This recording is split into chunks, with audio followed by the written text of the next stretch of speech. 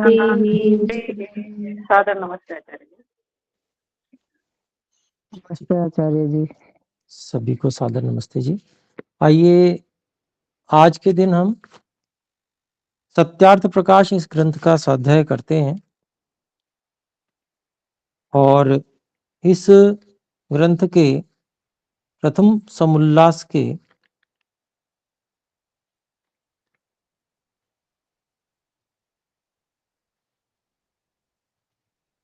जो नामों की व्याख्या है ईश्वर के, वो प्रकरण हमारा चल रहा है और उसमें हमारा न्यायकारी ईश्वर यह नाम हम पढ़ चुके हैं। इसके बाद में दया शब्द की सिद्धि और दयालु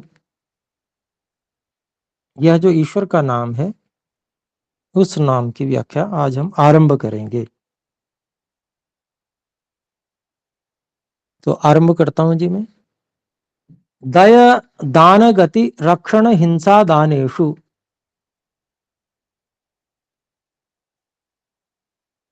इस धातु से दया शब्द सिद्ध होता है। दयते ददाति जानाति गच्छति रक्षति हिनस्ति यया।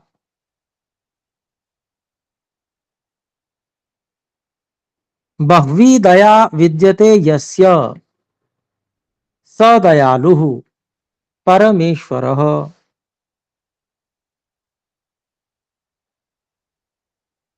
जो अभय का दाता, सत्यासत्य सर्व विद्याओं का जानने, सब सज्जनों की रक्षा करने और दुष्टों को यथायोग्य दंड देने वाला है, इससे परमात्मा का नाम दयालु है।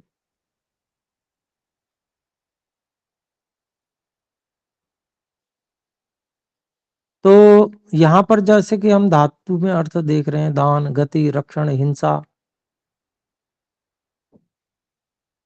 ये सब अर्थ हैं। और स्वामी जी जो अर्थ करते हैं उसमें दयते ददाति जानाति गच्छति रक्षति हिनस्ति, ये सभी अर्थ कर रहे हैं।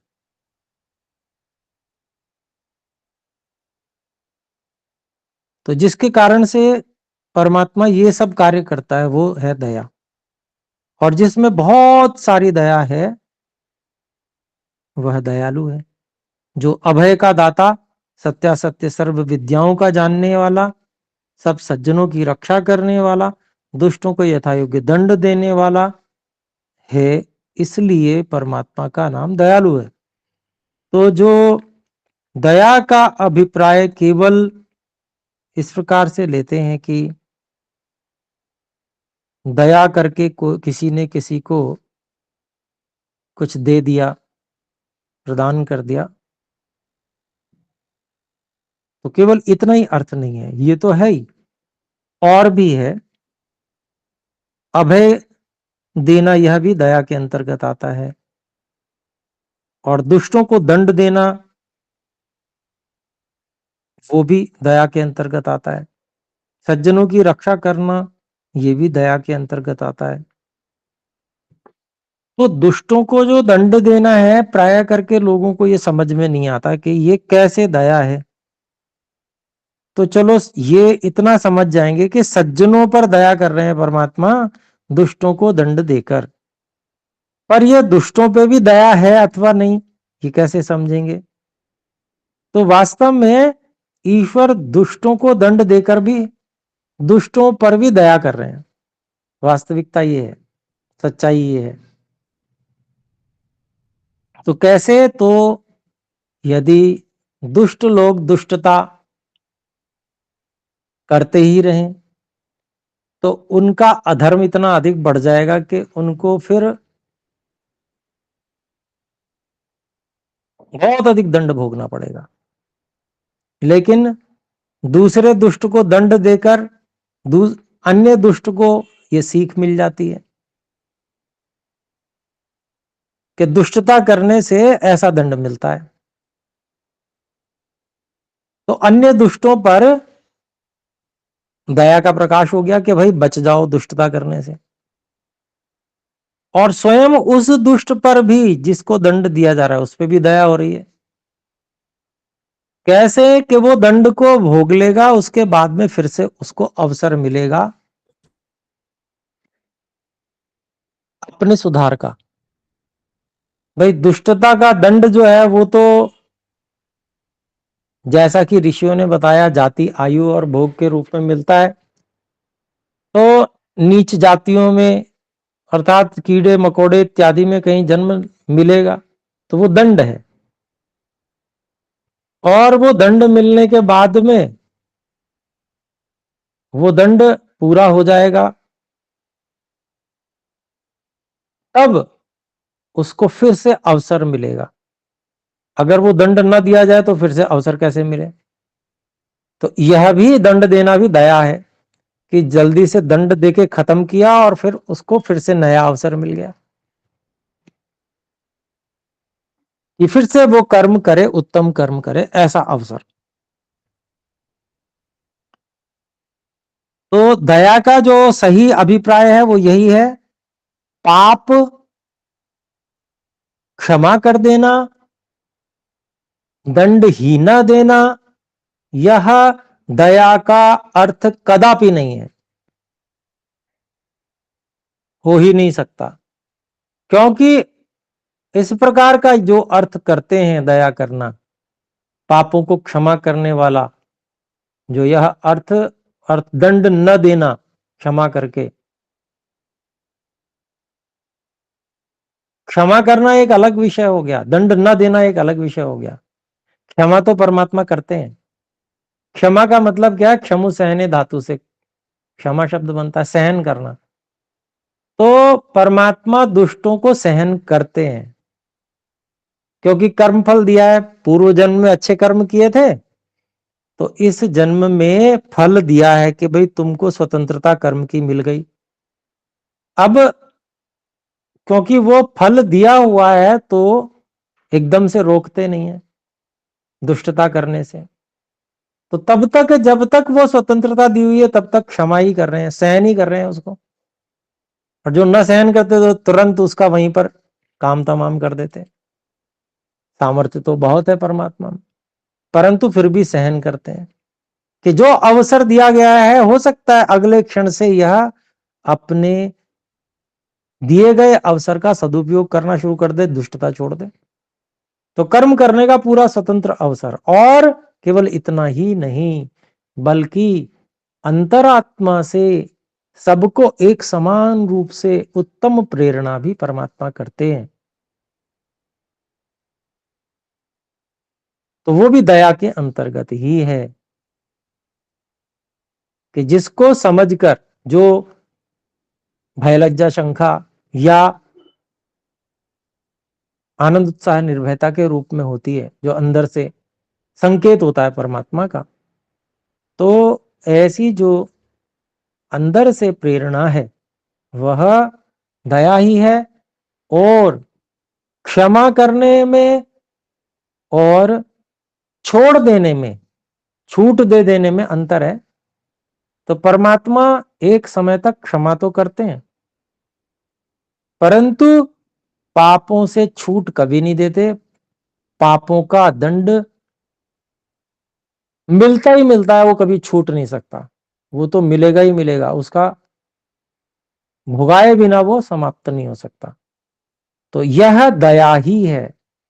तो सब प्रकार से हम जब देखते हैं तो हमें परमात्मा की दया क्या है ये समझ में आता है, और हमें ईश्वर की दयालुता का प्रकाश होने लगता है, समझ में आने लगता है। दया ही दया है ईश्वर की, अनंत दया। तो आगे देखें, ये दया शब्द ऐसा है, दयालुता परमात्मा की इतनी अधिक है कि कितना भी वर्णन करें तो वाणी की सामर्थ्य समाप्त हो जाएगी, परंतु परमात्मा की दया का वर्णन समाप्त नहीं हो सकता है। आगे बढ़ते हैं। द्वयोर भावो द्वाभ्याम इतम सा द्विता द्वितम सा सैव सैव तदेव वा द्वैतम न विद्यते द्वैतम द्वितीयेश्वर भावो यस्मिन् तदैव यस्मिन् तद्द्वैतम, अर्थात सजातीय विजातीय स्व गत देश गत भेद शून्यम ब्रह्म, अर्थात सजातीय विजातीय स्व गत भेद शून्यम ब्रह्म। अब इसका अभिप्राय आर्य भाषा में समझा रहे हैं स्वामी जी। दो का होना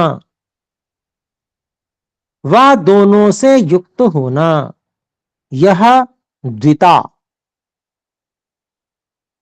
व द्वैत अथवा द्वैत से रहित है।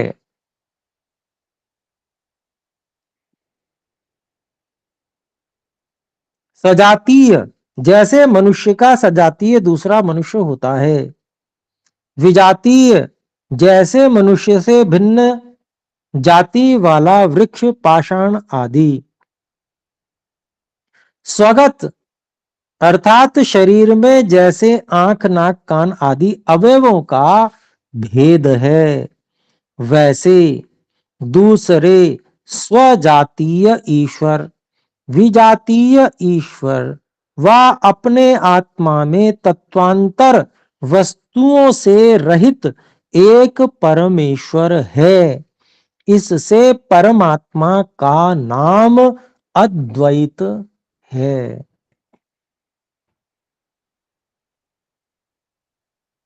तो बड़ा सुंदर वर्णन किया स्वामी जी ने। अद्वैत का मतलब हुआ अद्वितीय, जिसके जैसा न कोई सजाती है न कोई विजाती है और न ही अपने आत्मा में कोई ऐसा वस्तु है जो अलग से विद्यमान हो, जैसे शरीर में आंख नाक कान इत्यादि होते हैं।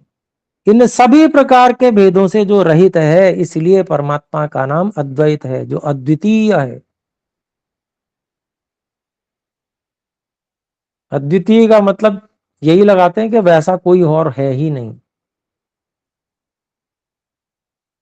लेकिन आजकल अद्वैत का क्या अभिप्राय लोग लगाते हैं, वो गलत लगाते हैं। वो क्या कहते हैं कि परमात्मा ही है और कुछ भी नहीं है। यह बिल्कुल गलत व्याख्या है। अद्वैत का मतलब परमात्मा अद्वैत है, अर्थात परमात्मा जैसा कोई भी नहीं। परमात्मा स्वयं में एक ही, अपने जैसा केवल एक ही है। ये अद्वैत का अभिप्राय है।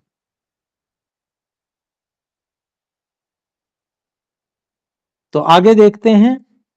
गुण्यन्ते ये गुणा, गुण्यन्ते ये ते गुणा वा यैर्गणयन्ति ते गुणाः, यो गुणेभ्यो निर्गतः स निर्गुण ईश्वरः।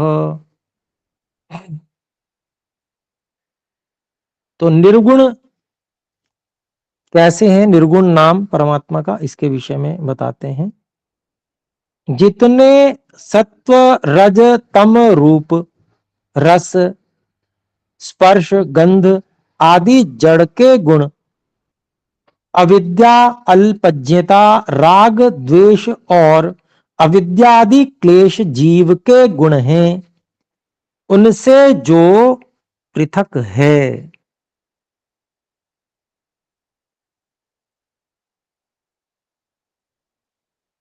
इसमें कठोपनिषद का प्रमाण देते हैं। अशब्दम स्पर्शम रूपम अव्ययम इत्यादि उपनिषदों का प्रमाण है। जो शब्द स्पर्श रूप आदि गुण रहित है, इससे परमात्मा का नाम निर्गुण है। जो स्पष्ट रूप से परमात्मा के गुण का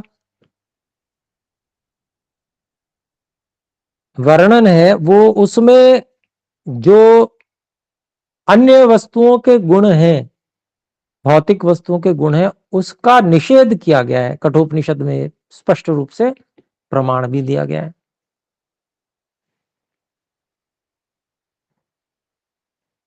तो निर्गुण की परिभाषा भी आजकल गलत प्रचलित करते हैं लोग।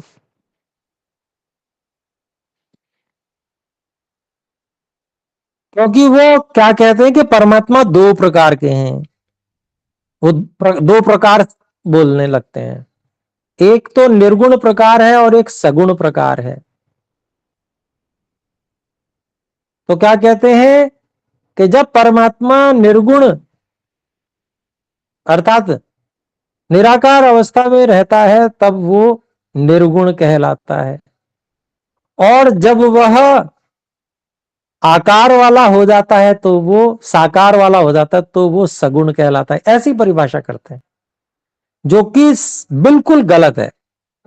ऐसा जो परिभाषा है वास्तव में है ही नहीं। निर्गुण का मतलब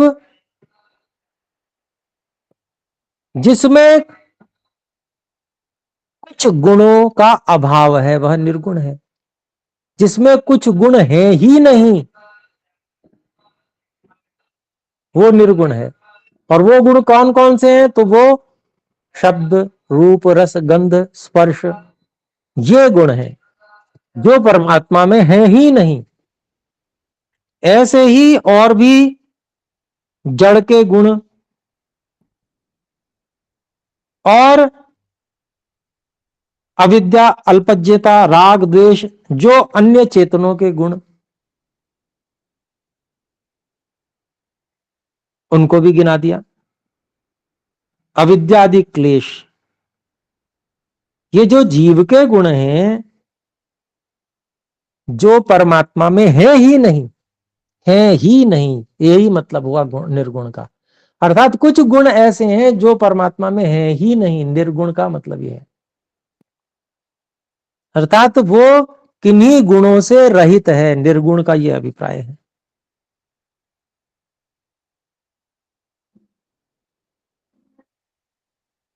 यो गुणेभ्यो निर्गतः स निर्गुण ईश्वरः। जो किन्हीं गुणों से हटा हुआ है वह निर्गुण ईश्वर है। मतलब वो गुण उसमें नहीं है, इसलिए परमात्मा का नाम निर्गुण है। ये जो सही परिभाषा है इसको समझना चाहिए और ज्यों का त्यों अपनाना भी चाहिए। गलत परिभाषा बहुत से लोगों को पता है तो उनको परिभाषा सही बतानी चाहिए। तो आइए आगे देखें।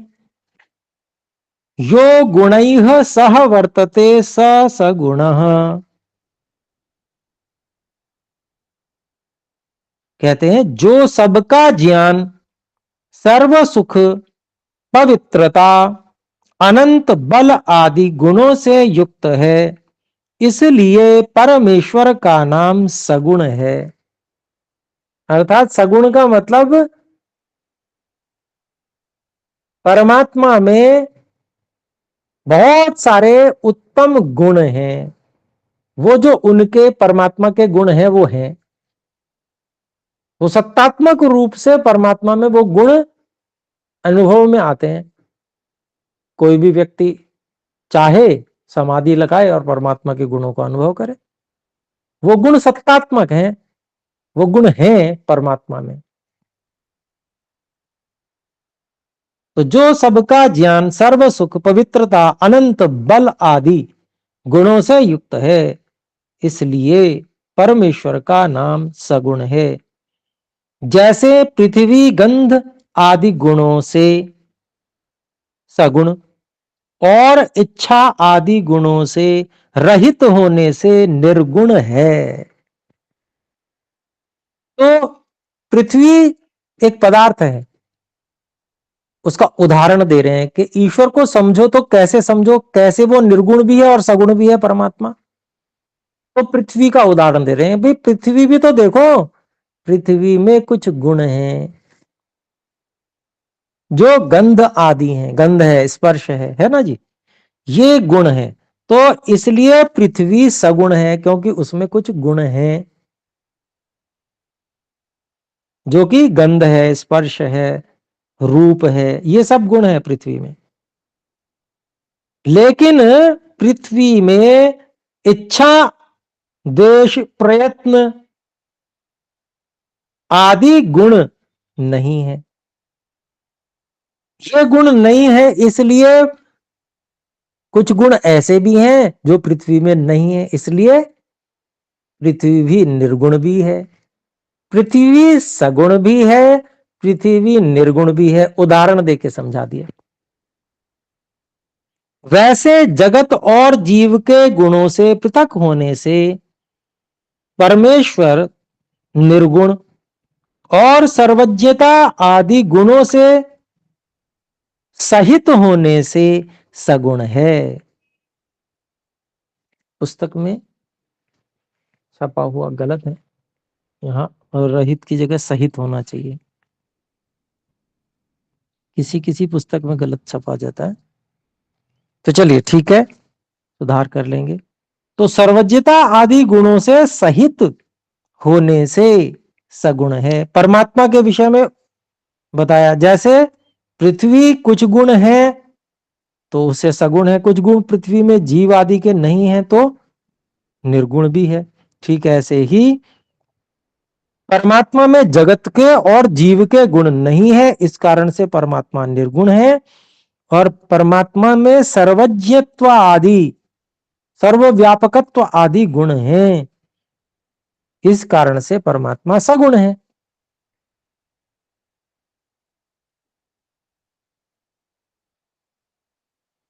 तो जैसे आगे कहते हैं, अर्थात ऐसा कोई भी पदार्थ नहीं है जो सगुणता और निर्गुणता से पृथक हो।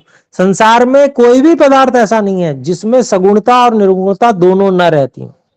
मतलब कुछ तो उसमें गुण होंगे ही और कुछ गुण उसमें नहीं भी होंगे।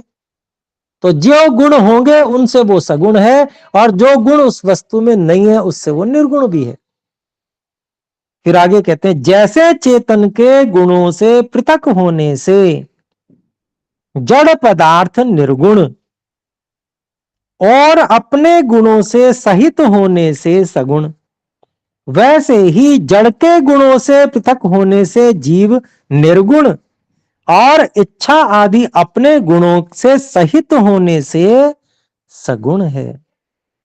ऐसे ही परमेश्वर में भी समझना चाहिए।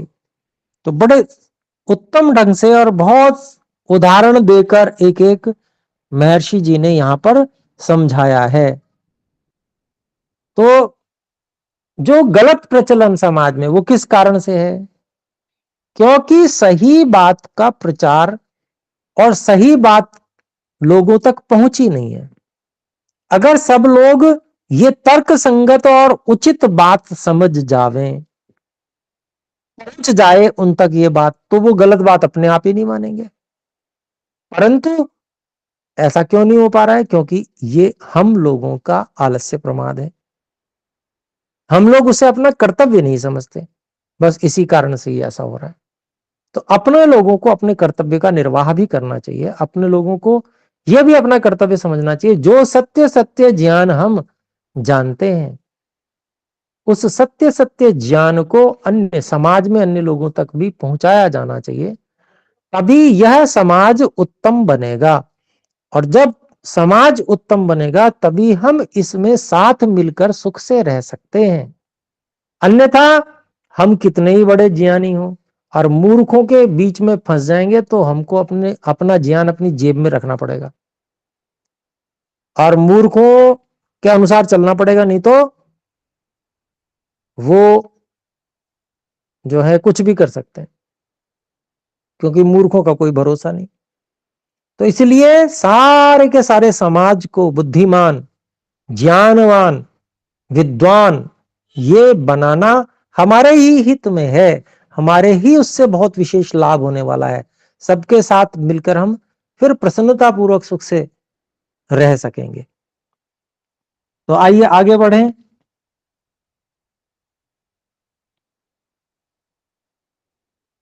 अंतर्यंतु नियंतु शीलम, अंतर्यंतुम नियंतुम शीलम यस्य सोऽन्तर्यामी। जो सब प्राणी और अप्राणी रूप जगत के भीतर व्यापक होके सबका नियम करता है, इसलिए उस परमेश्वर का नाम अंतर्यामी है। एक एक शब्द समझने योग्य है और बस उसको पकड़ लेने योग्य है कि उसको बस धारण कर लिया जाए, समझ लिया जाए और ध्यान में रख लिया जाए कि ऐसा ही है। केवल प्राणी रूप की बात नहीं कर रहे हैं, अप्राणी रूप भी जो जगत है, अर्थात संसार में जो प्राणी अर्थात प्राणधारी शरीरधारी दिखते हैं, समझ में आते हैं, वे, और जो अप्राणी अर्थात जहां पर प्राण का संचार नहीं है ना, जो जड़ है। तो ऐसे संपूर्ण जगत के भीतर व्यापक होके, सर्वत्र व्यापक होके परमात्मा सबका नियम करता है। नियम करना का मतलब क्या हुआ? नियंत्रण में रखता है। और नियंत्रण में रखना मतलब क्या हुआ? अब चेतन है तो चेतन को कैसे नियंत्रण में रखेंगे? अगर ईश्वर पूरी तरह से नियंत्रण में कर ले तो फिर तो स्वतंत्रता खत्म हो जाती है, समाप्त हो जाती है। लेकिन नियंत्रण में भी रखते हैं। कैसे नियंत्रण में रखते हैं? स्वतंत्रता दिए हुए रखते हुए नियंत्रण में रखते हैं। तो नियंत्रण में रखने का अभिप्राय नियंत्रण करने के लिए प्रेरणा करना, अंतः प्रेरणा होती है, जिसको हमने अभी बात की थी थोड़ी देर पहले। आनंद, उत्साह, निर्भयता, उत्तम कार्यों को जब भी करते हैं तो आनंद, उत्साह, निर्भयता अंदर से अनुभव में आती है, परमात्मा की ओर से है ये। तो इसका मतलब क्या हुआ? जैसे पीठ ठोकते हैं बड़े, शाबाश बहुत अच्छा काम कर रहे हो, ऐसे ही परमात्मा यहां पर उत्साह बढ़ा रहे हैं अंदर से ही। ये उत्तम कार्यों को करने के लिए प्रेरणा हुई, एक तरह से नियंत्रण ही है। और जब बुरा काम करना चाहता है व्यक्ति तो भय, लज्जा, शंका ऐसे उत्पन्न होती है, ये भी परमात्मा की ओर से है। ये नियंत्रण करने का ढंग है परमात्मा का।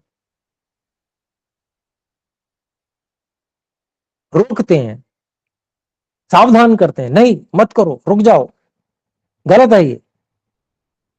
अब ऐसे तो हम बोल सकते हैं क्योंकि हमारा जो हमारे बीच की दूरी है तो हमें बोल के बताना पड़ेगा। और जो सब जगह व्यापक है उसको बोलने की आवश्यकता ही नहीं, अंदर से ही प्रेरणा कर देते हैं, भय उत्पन्न करके, शंका, लज्जा उत्पन्न करके, निकटता से ही, अंतर्यामी रूप से ही, व्यापकत्व से ही। तो ऐसे परमात्मा जो है नियंत्रण करने वाले हैं सबके भीतर व्यापक होकर। और जड़, जड़ का तो नियंत्रण सबको पता है। हमारा जो धरती पर जीवन है, ये जीवन परमात्मा के नियंत्रण के कारण से ही है। धरती को एक नियमित गति से गति देते रहना, ना उससे अधिक हो ना उससे कम हो। दो प्रकार की गति, सूर्य के चारों ओर चलना और अपनी धुरी पर भी घूमना। फिर सूर्य से एक निश्चित दूरी इस गति के कारण से बनाए रखते हैं ईश्वर, ये भी नियंत्रण है। तो जीवन बना हुआ है। तो सब जड़ चेतन जगत को परमात्मा अपने नियंत्रण में लिए हुए हैं, कण कण को अपने नियंत्रण में लिए हुए हैं। तो इसलिए परमात्मा अंतर्यामी है। आगे देखते हैं, यो धर्मे राजते स धर्मराजः, जो धर्म ही में प्रकाशमान और अधर्म से रहित धर्म ही का प्रकाश करता है, इसलिए उस परमेश्वर का नाम धर्मराज है। तो धर्म क्या है? तो जो जितने भी उत्तम कर्म है, वेद के अनुकूल जो कर्म है, परमात्मा ने जो वेद में विहित कर्म बताएं कि भाई इनको किया जा सकता है, ये करने चाहिए, वो सारे कर्म हो गए धर्म। और जो निषिद्ध कर्म है, परमात्मा ने स्पष्ट रूप से वेद में निषेध किया, ये मत करना।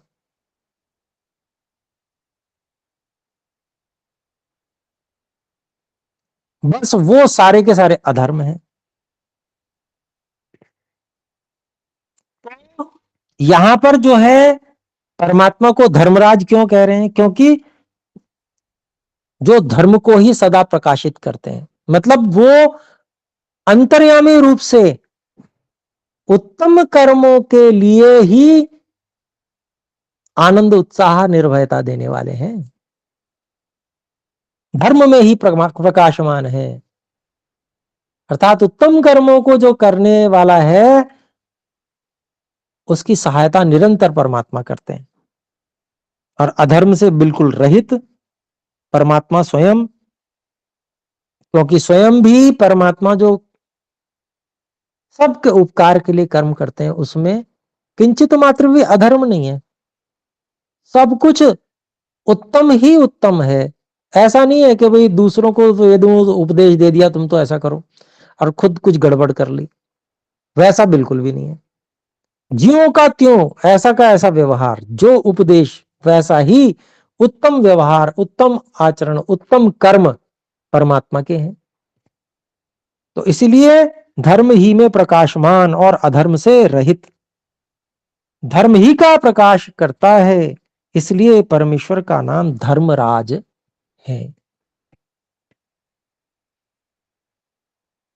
अगला नाम देखते हैं परमात्मा का, यम उपरमे। इस धातु से यम शब्द सिद्ध होता है। यह सर्वान प्राणिनो नियच्छति स यमः।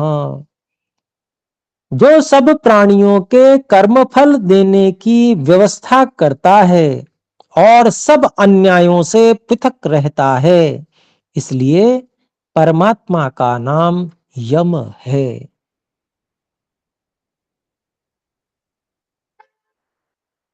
तो सब प्राणियों के कर्मफल देने की व्यवस्था, ये परमात्मा का कार्य है।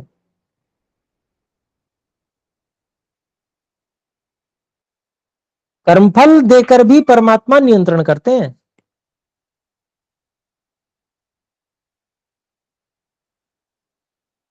कैसे? कि जब हम अन्य प्राणियों को देखते हैं कष्ट में होते हैं, हमें कांटा चुभा तो हमने तो, हमारे को उंगलियां इतनी बड़ी बड़ी, और हमको साधन का भी पता है किस साधन से निकलेगा, कांटा निकाल लिया। और कुत्ते के पैर में कांटा चुभे तो आंसू ही आंसू निकलेंगे केवल। थोड़ा रो सकता है, कि आके रोएगा थोड़ा, परंतु ना तो किसी से कह सकता है और ना स्वयं निकाल सकता है। वो कांटे के कष्ट को उसको झेलना है, सहन करना है। तो अभिप्राय क्या है? वो जो हम देखते हैं, ये जो हमारी दृष्टि है, वो हमें ईश्वर की कर्मफल व्यवस्था को अनुभव कराती है। और हम ये बात समझते हैं कि हमको अब ऐसे कर्म नहीं करने हैं कि हमारे से साधन छिन जाए। अगर उंगलियां हमें मिली है, मस्तिष्क हमें मिला है, तो हम ऐसे कार्य तो करें कम से कम ये दोबारा हमें मिले, अथवा हम परमात्मा की शरण को प्राप्त कर लें, सभी दुखों से छूट जाए। तो ऐसी प्रेरणा ये कर्मफल व्यवस्था से परमात्मा की ओर से मिलती है। और ये व्यवस्था पूरी तरह से परमात्मा बनाकर रखते हैं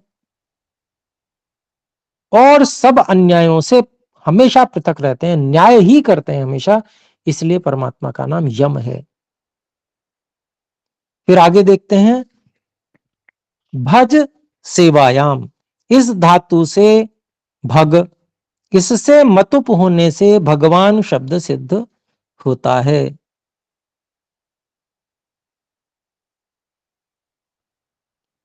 आगे कहते हैं, भगः सकल ऐश्वर्य सेवन वा विद्यते यस्य स भगवान, जो समग्र ऐश्वर्य से युक्त वा भजने के योग्य है, इसलिए उस ईश्वर का नाम भगवान है।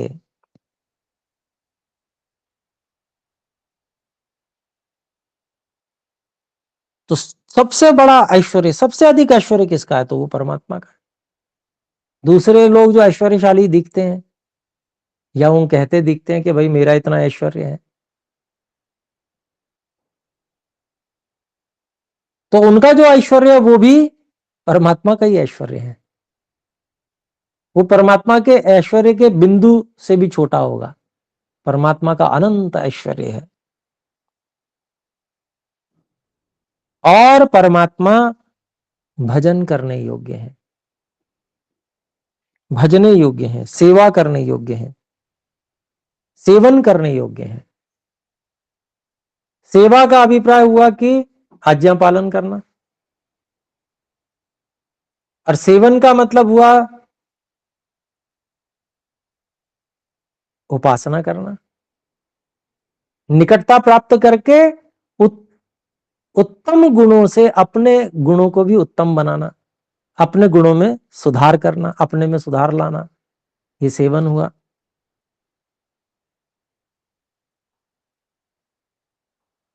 तो इसलिए परमात्मा आज्ञा पालन करने योग्य भी है, परमात्मा की आज्ञा भी पालन करनी चाहिए, और परमात्मा की उपासना भी करनी चाहिए, सेवन भी करना चाहिए। तो समग्र ऐश्वर्य युक्त होने से परमात्मा भगवान है, साथ ही भजने योग्य होने से भी परमात्मा का नाम, ईश्वर का नाम भगवान है। अगला नाम मन ज्ञाने, इस धातु से मनु शब्द बनता है। यो मन्यते स मनु, जो मनु अर्थात विज्ञानशील और मानने योग्य है, इसलिए उस ईश्वर का नाम मनु है। मन ज्ञाने नाम से धातु से सिद्ध हुआ है शब्द मनु, जो विज्ञानशील है, जिसमें अनंत विज्ञान है। और शील का मतलब हो गया स्वभाव वाला, और स्वभाव किस अभिप्राय में आता है? तो स्वभाव मतलब वो जो उसका उपयोग करता है, अर्थात विज्ञान स्वभाव है और उस स्वभाव का उपयोग करके वो, विज्ञान का उपयोग करके वो सारे संसार को विज्ञान में रचता है ईश्वर। हम इस संसार में जो पदार्थ हैं उन सब पदार्थों को अगर हम देखेंगे तो, उसकी गहराई में जाएंगे तो हमें अनंत विज्ञान मिल सकता है, मिलने की संभावना है। परंतु हमारे तो सामर्थ्य बहुत कम है, तो फिर भी हम जितना जितना जितना जितना खोजते चले जाएंगे, हमको विज्ञान और अधिक मिलता चला जाएगा इस संसार में। तो परमात्मा ने ये जो जगत बनाया है, संसार बनाया है, इसलिए बनाया है, ये विज्ञान से युक्त इसलिए है क्योंकि परमात्मा स्वयं विज्ञानशील है, मनु है। इसीलिए परमात्मा मानने योग्य भी है। परमात्मा के विज्ञान को देखकर, उसके नियमों को देखकर व्यक्ति क्या कहता है? मान गए, मान गए प्रभु, आपको मान गए। तो मानने योग्य है, इसलिए परमात्मा का नाम, ईश्वर का नाम मनु है। आइए अगला नाम देखें, प्री पालन पूर्ण योह, इस धातु से पुरुष शब्द सिद्ध हुआ है। यह स्वव्याप्त्या चराचरम जगत प्रीणाति पूरयति वा स पुरुषः, जो सब जगत में पूर्ण हो रहा है, इसलिए उस परमेश्वर का नाम पुरुष है, जो अपनी व्याप्ति से सारे संसार को भर रहा है, जिसने अपनी व्याप्ति से सारे संसार को भर रखा है, अर्थात कोई स्थान खाली ही नहीं है। इसीलिए परमात्मा का नाम पुरुष है, सर्वत्र व्यापक है परमात्मा।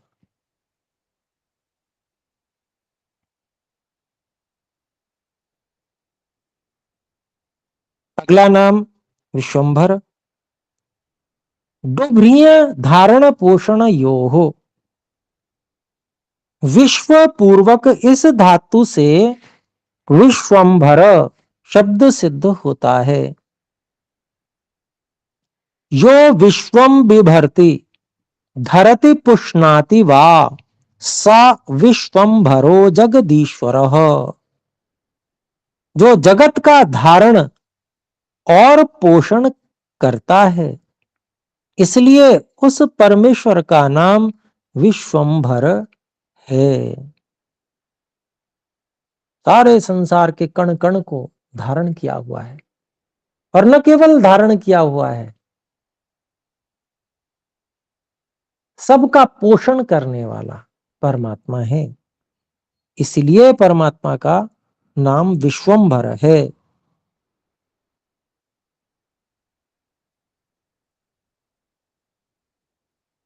एक और नाम देखते हैं, कल संख्या ने इस धातु से काल शब्द बना है।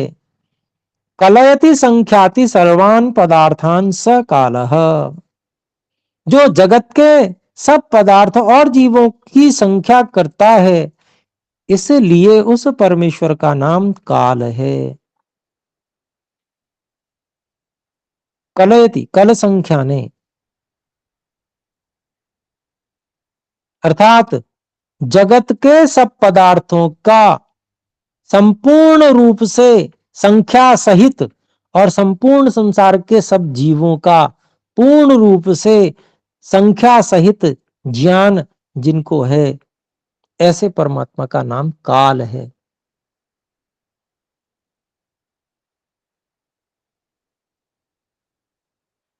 अर्थात जो सीमित होता है उसी की संख्या की जा सकती है। तो जीवों की संख्या भी सीमित है, और संसार के पदार्थ हैं और उसके जो प्रकृति के परमाणु हैं उनकी भी संख्या सीमित है। हमारी दृष्टि से वो असीमित हैं, हम उसके विषय में जानकारी प्राप्त नहीं कर सकते, हमारी दृष्टि बहुत कम है, हमारे अंदर जानने की क्षमता नहीं है उतनी, तो इसलिए हम उसको असंख्य कह देते हैं। असीमित नहीं कहते, असंख्य कह देते हैं। संख्या नहीं की जा सकती जिसकी, वो असंख्य है। हमारे लिए वो असंख्य है, परंतु परमात्मा के लिए वह सीमित है, और इस कारण से परमात्मा को एक एक कण का पूरा हिसाब है, वो सब जानते हैं। तो यहां तक ही रखते हैं। आइए हम में से कोई भाई या बहन कुछ विषय पूछना चाहते हो तो कृपया हस्तोत्थापन द्वारा सूचित कर सकते हैं। जी, बहन आदर्श मेहता जी कृपया बोलें।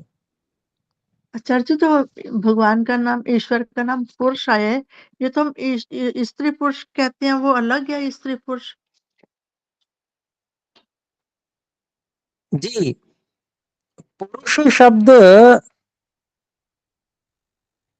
वहां पर थोड़ा अलग अर्थ में है, जहां पर हम उस तरह से प्रयोग करते हैं जहां पर लिंग के रूप में पुल्लिंग इत्यादि का प्रयोग करते हैं, वहां तो वहां थोड़ा भिन्न तरीके से है। यहां पर जो है वह पूर्ण होने, संपूर्ण जगत में पूर्ण होने से, और वैसे जीवात्मा को भी पुरुष कहते हैं, तो वो भी शरीर रूपी पुरी में शयन करता है, इसलिए वो पुरुष है। तो ये जो पुरुष परमात्मा के लिए प्रयोग हो रहा है, ऐसी आत्मा के लिए प्रयोग हो रहा है, वह जो शरीरधारी स्त्री पुरुष हैं उन दोनों के लिए समान रूप से पुरुष शब्द प्रयोग हो सकता है, क्योंकि वो जीव भी हैं, है ना। और लेकिन जहां पर हम शरीर का विवेचन करते, केवल शरीर के को दृष्टि में रखते हैं, तो शरीर में जो एक पुरुष शरीर है, एक स्त्री शरीर है, वो एक अलग हो गया, वो पुल्लिंग और स्त्रीलिंग से संबंधित हो गया जी, वो भिन्न है। धन्यवाद ठीक है, जी। धन्यवाद आचार्य। जी, दूसरा हाथ खड़ा है भाई बहन अंजलि जी, कृपया बोलें। धन्यवाद गुरुजी। ये 82 जो आपने अद्वैत के बारे में बताया था, वो जरा और स्पष्ट कर देंगे? जी, अद्वैत जो बताया है ऋषि ने यहाँ पर, कि जो सजातीय, जैसे मनुष्य का सजातीय दूसरा मनुष्य होता है, तो भाई हमें तो सजातीय मिल रहा है, हमारा सजातीय एक हमारे जैसा दूसरा भी है, तो ये सजातीय की बात हो गई। फिर कहते हैं विजातीय, जैसे मनुष्य से भिन्न जाति वाला वृक्ष, पाषाण आदि। तो मनुष्य से भिन्न ही है पत्थर, है ना, मनुष्य का शरीर अलग है, पत्थर जो है वो वैसी व्यवस्था नहीं है उसमें जैसी शरीर आदि में है, तो इसलिए ये विजातीय हो गए, है ना। दोनों का अंतर समझाया, सजातीय क्या है, विजातीय क्या है जी। और तीसरी चीज और ली, स्वगत, अर्थात शरीर में जैसे आंख, नाक, कान इत्यादि अवयवों का भेद है, तो अपने अंदर, अपने शरीर के अंदर भी बहुत सारी चीजों का पृथकत्व है, बहुत अलग अलग चीजें हैं, आंख है, नाक है, अलग अलग अवयव हैं। तो ये तीन चीजें बताई महर्षि जी ने, ये तीन प्रकार से, जिसको कहते हैं हम द्वित्व सिद्ध किया जा सकता है, दूसरापन सिद्ध किया जा सकता है। ये तीनों ही प्रकार से परमात्मा में दूसरापन नहीं है, अर्थात न तो परमात्मा से कोई उसी जाति वाला कोई अन्य परमात्मा है, ना ही परमात्मा से भिन्न जाति वाला अन्य कोई परमात्मा है, ना ही स्वयं परमात्मा में कोई इस प्रकार के अंग अवयव इत्यादि जिसको ये कहा जाए कि ये पहला अवयव है, ये दूसरा अवयव है, ऐसा भी परमात्मा में नहीं है। तो इस कारण से परमात्मा का नाम द्वैत है। द्वयोः भावो द्वाभ्याम इतम स द्विता द्वितम वा सैव तदेव वा द्वैतम। तो मतलब दो का भाव जहां पर है, हम मोटा समझ लें, जहां दो का भाव है उसी को द्वैत कहते हैं। लेकिन न विद्यते द्वैतम, भाई जिसमें दोपन का भाव है ही नहीं, जिसमें वैसा मतलब दूसरा कोई है ही नहीं, भाई ईश्वर दो हो ऐसा कभी हो ही नहीं सकता, ईश्वर तो एक ही है।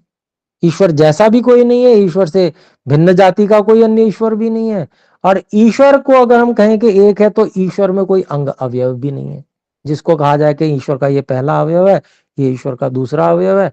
जैसे कहते हैं ना, ये वाली मेरी पहली आंख है और ये मेरी दूसरी आंख है, ये बाई वाली आंख है, ये मेरी दाई वाली आंख है, ऐसा परमात्मा में नहीं कहा जा सकता। तो ये दो की गणना परमात्मा में नहीं हो सकती है, इसलिए परमात्मा का नाम अद्वैत है। बाकी लोग जो व्याख्या करते हैं अद्वैत की, वो गलत करते हैं। वो कहते हैं कि अद्वैत का मतलब जो है वो ये है कि परमात्मा के अतिरिक्त तो और कुछ है ही नहीं, तो ऐसा कहना गलत है। परमात्मा के अतिरिक्त भी सत्ता है, प्रकृति की सत्ता है, अर्थात जो मूल प्रकृति है, और उसके अतिरिक्त आत्मा की भी सत्ता है जो हम हैं। ठीक है जी, धन्यवाद गुरु जी। धन्यवाद जी। आपके बाद में धीरज बंसल जी, कृपया बोलें। प्रणाम आचार्य जी। जी प्रणाम। आचार्य जी, मेरा ये जानना चाह रहा हूँ, ईश्वर के नामवाचक जो शब्द हैं उनका जो व्याख्या स्वामी जी ने की है, उनका जो विस्तार किया है स्वामी जी ने, खोला है, वो किस आधार पे किया हुआ है? ये जी व्याकरण और निरुक्त, व्याकरण और निरुक्त के आधार पे। तो दो आधार हैं जी। बहुत तो आचार्य जी, जो मतलब स्वामी जी ने जिस तरीके से खोला है, क्या ये मतलब कि मेरी ऐसे देखिए मानना है मुख्य, हाँ मुख्य रूप से मैंने बताया, जी और जो ऋषियों को भी प्रमाण मानते हैं महर्षि दयानंद जी, और जैसे कहीं कहीं प्रमाण ले लेते हैं उसका, शतपथ ब्राह्मण का ले लेते हैं कहीं पर, है ना। तो अर्थात जो पूरा वैदिक वांग्मय है उस सबको प्रमाण मान के व्याख्या करते हैं स्वामी जी, है ना। मैंने मोटा मोटा आपको व्याकरण निरुक्ति ये 2 बता दिए, और वेद और अन्य वेद के व्याख्यान जितने हैं उन सबको प्रमाण मान के फिर वहां से अर्थों को लेकर स्वामी जी इस प्रकार से करते हैं, जो अर्थ बताते हैं। ठीक है जी। ठीक है आचार्य जी, धन्यवाद जी। जी धन्यवाद जी। बहन सुनीता कुमारी जी कृपया बोलें। नमस्ते आचार्य जी, मुझे जी एक नमस्ते। समझ में नहीं आया, स्वजातीय मनुष्य किसे कहते हैं? स्वजातीय का मतलब हो गया मनुष्य, एक मनुष्य आप खड़ा देखते हैं, ये मनुष्य खड़ा हुआ है, फिर दूसरे मनुष्य को भी देखते हैं कि ये भी खड़ा हुआ है, तो क्या आपको समानता दिखती है? नहीं। नहीं दिखती। मैं गिनाऊं समानता?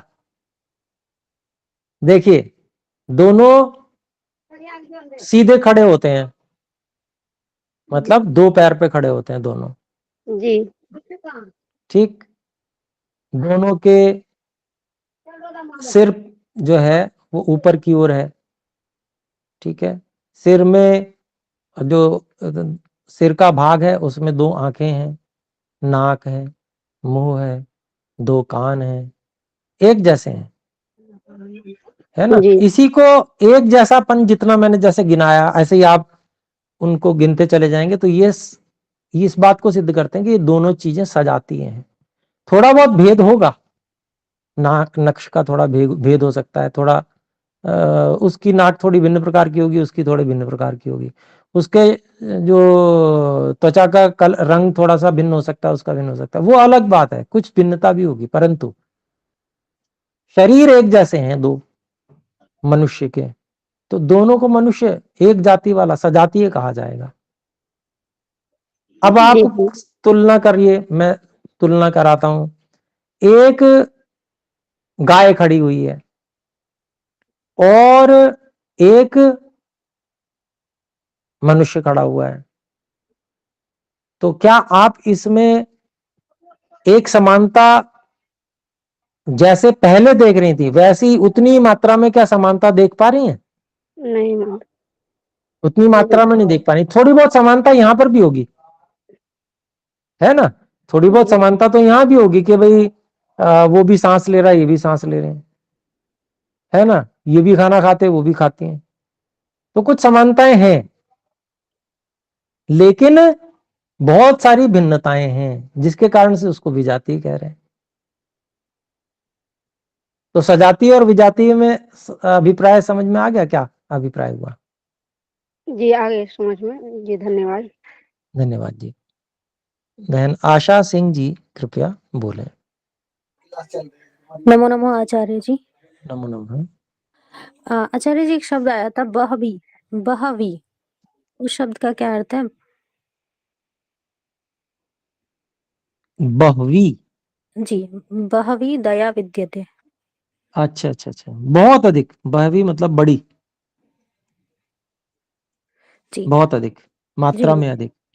गुरु जी जी, एक जब आपने पढ़ा है कि जो एक ईश्वर का नाम काल है, और जो हम आज के समय में काल को जो पढ़ते हैं वो नेगेटिव अर्थ में पढ़ते हैं, कि एक तो काल हम समय से पढ़ते हैं कि कौन सा काल चल रहा है, और एक काल का अर्थ हम पढ़ते हैं कि नेगेटिव, कि उसका काल आ गया है। तो जब ईश्वर का नाम काल है तो उसको पॉजिटिव ही लेना चाहिए हमें हमेशा? जी, जैसे कि यहाँ पर महर्षि जी ने अर्थ किया है, धातु जो कल संख्या ने धातु को लिया है उससे तो यही अर्थ आता है, और बाकी जो प्रचलन में होता है ना वो भी अर्थ होता है। जो जी व्याकरण है ना वो प्रचलन के अनुसार ही अर्थों को ग्रहण करते हैं। ऐसे ही वाक्य के अर्थ में भी प्रचलन को सबसे प्रधान रखा जाता है। जैसे मीमांसा शास्त्र पढ़ते हैं तो वहां पर भी जो प्रचलित अर्थ होते हैं उनको अधिक प्रधान रखा जाता है, उनको मुख्य रखा जाता है जब जब हम अर्थ करते हैं तो, है ना। तो जो प्रचलन में है वो भी जो है वो बिल्कुल हम उसको गलत नहीं ठहरा सकते हैं। काल मतलब समय के अर्थ में आ गया ना, तेरा काल आ गया का मतलब तेरा समय पूरा हो गया है। जी जी समय अर्थ में उसका उपयोग होता है, और समय की भी गणना की जाती है जी कि 1 मिनट, 2 मिनट, 1 वर्ष, 2 वर्ष, 100 वर्ष इत्यादि, है ना। तो इसीलिए वह उसका नाम भी, क्योंकि उसकी भी गणना की जाती है, इसलिए उसका नाम भी काल है, समय का नाम भी। तो परमात्मा का नाम काल इसलिए है क्योंकि परमात्मा सबका हिसाब किताब रखते हैं, सबका हिसाब है कि भाई कितनी आत्माएं मोक्ष में हैं, पता है सबको, पता परमात्मा को। कितनी आत्माएं बद्ध हैं, पता है। कितने जो सत्वर जो तम के कितने कितने परमाणु कहाँ लगे हुए हैं, वो सारा का सारा पूरा परमात्मा के पास है, हिसाब किताब, गणना। इसलिए परमात्मा का नाम काल है। परमात्मा को जो नाम काल के रूप में यहाँ पर कहा जा रहा है ना, तो वो परमात्मा की अनंत सामर्थ्य को द्योतित कर रहा है। वो परमात्मा की जो अनंत सामर्थ्य है ना, उस सामर्थ्य के सामने ये सब गिनती की चीजें हैं, जो हमारे लिए असंख्य सी दिखते हैं ना, ये तारे और इतना जबरदस्त आकाश गंगाओं की का भी समूह, इतनी सारी आकाश गंगाएं, और मतलब कोई अंत और छोर ही नहीं पता चलता। कितना ही हम जोर लगा लें, कितने ही साइंटिस्ट मिलकर लग जावें, तो ये सब हमारे लिए असंख्य हैं, परंतु परमात्मा के लिए ये सब संख्या के अंतर्गत हैं। तो इसीलिए परमात्मा का नाम काल है। तो परमात्मा का नाम काल जब हम कहेंगे तो हम इसी दृष्टि से उसे देखेंगे। लेकिन जहां वहां पर बात की जा रही है कि तेरा काल आ गया, तो वहां तेरा परमात्मा आ गया, ऐसा अर्थ नहीं करेंगे, जी है ना जी। वहां अर्थ करेंगे भाई तुम्हारा समय पूरा हो गया। जी जी गुरु जी। ठीक है जी, जी धन्यवाद गुरु जी। धन्यवाद जी। तो आइए अब विराम करते हैं। आप सभी का धन्यवाद, धैर्यपूर्वक और श्रवण करते हैं आप। और मेरा यही निवेदन है, जो कुछ हम सीखते हैं समझते हैं, किसी न किसी को बताने का प्रयास करें, क्योंकि उसी से विद्या का साफल्य होता है और वो हमें अच्छे से समझ में भी आता है। तो आइए एक बार हम परमात्मा से प्रार्थना करते हुए ओम का उच्चारण करें, सभा को विराम करने के लिए।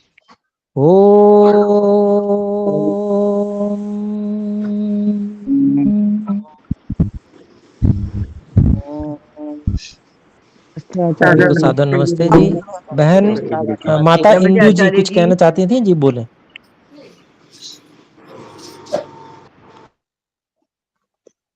ठीक है, कोई बात नहीं। सभी को सादर नमस्ते जी। नमस्ते गुरुजी। नमस्ते आचार्य जी। नमस्ते आचार्य जी, सभी बहन भाइयों को भी नमस्ते।